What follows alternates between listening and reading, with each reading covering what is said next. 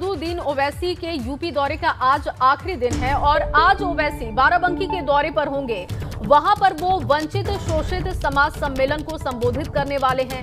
हालांकि ओवैसी को सम्मेलन करने की इजाजत नहीं मिली है। बुधवार को ओवैसी सुल्तानपुर के दौरे पर थे, लेकिन आज उनकी मुश्किलें बढ़ सकती हैं क्योंकि अभी उनको इजाजत नहीं मिली है। ओवैसी को सम्मेलन करने को लेकर इजाजत नहीं है और ऐसे में देखना होगा कि स्थितियां क्या बनती हैं। शैलेश लगातार हमारे साथ बने हुए हैं। शैलेश, आज आखिरी दिन है यूपी दौरे का ओवैसी का और ऐसे में आज भी उनके कार्यक्रम है, लेकिन कार्यक्रम को इजाजत नहीं है। क्या स्थितियां बनती हुई दिखाई दे रही हैं?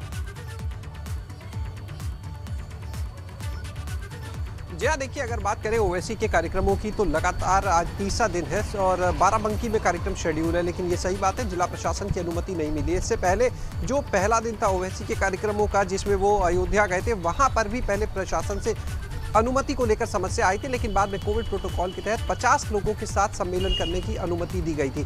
तो ऐसे में माना जा रहा है कि बाराबंकी में भी इस तरह से अनुमति मिल सकती है। हालांकि फिलहाल स्थिति बहुत स्पष्ट नहीं है। जहां तक बात करें ओवैसी की जो रणनीति है, जो सम्मेलनों की, अब तक के जो 2 दिन की अगर हम बात करें, जो पहला दिन अयोध्या में, दूसरा दिन सुल्तानपुर में, तो एक ही चीज पर उनका फोकस दिखता है। कहने के लिए भले ही वंचितों का, शोषितों का सम्मेलन हो, लेकिन जो काम है, जो उनकी कोशिश है, वो है मुसलमानों को एकजुट करने की। यानी अगर उन्होंने खुलकर कहा कि 19% वोट बैंक है, अगर मुसलमानों का, अगर वो एकजुट हो जाते हैं तो उनकी अपनी लीडरशिप होगी। उन्होंने लगातार अपने 2 दिनों के सम्मेलनों में यही बात कही है। अपने संबोधन में लगातार ये कहा है कि जितने भी अलग अलग वर्ग हैं उनके अपने नेता हैं, उनकी अपनी लीडरशिप है, लेकिन मुस्लिम्स के लिए उन्होंने कहा कि उनकी लीडरशिप नहीं है।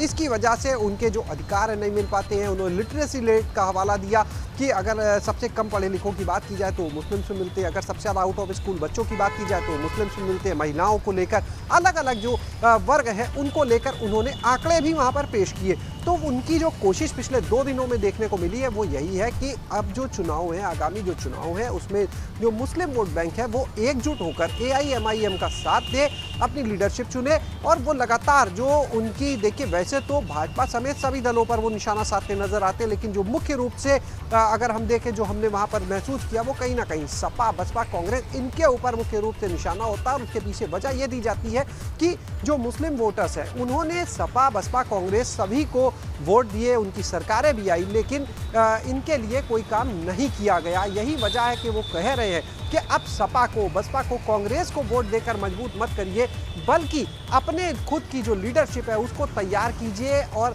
जनता के बीच में उनका जो ये पैगाम है, जो ये संदेश है, लगातार वो लेकर जा रहे हैं। बहरहाल तीसरे दिन ये संदेश वो लेकर जनता के बीच पहुंच पाएंगे या नहीं, ये देखना होगा, क्योंकि सब कुछ निर्भर करेगा जिला प्रशासन की अनुमति के ऊपर। अगर अनुमति मिलती है तभी ये कार्यक्रम आगे हो पाएगा।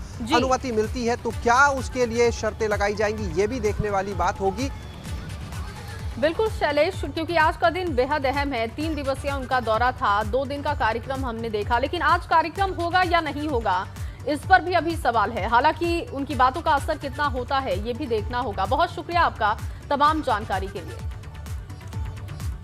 तो ओवैसी आज यूपी दौरे के तीसरे चरण में है। हालांकि देखना होगा कि उनका कार्यक्रम होता है कि नहीं, क्योंकि बाराबंकी में कार्यक्रम को इजाजत अब तक प्रशासन की तरफ से नहीं है। और इस बीच आपको बाराबंकी से बड़ी जानकारी भी दे, ओवैसी को कार्यकर्ताओं से मुलाकात की अनुमति मिल चुकी है। बड़ी जानकारी, ताजा अपडेट आप तक पहुंचा रहे हैं। सशर्त प्रशासन ने इस बात की अनुमति दे दी है कि वो कार्यकर्ताओं से मुलाकात कर सकते हैं। सुबह 11 बजे से लेकर दोपहर 2 बजे तक बाराबंकी में रहने की इजाजत है।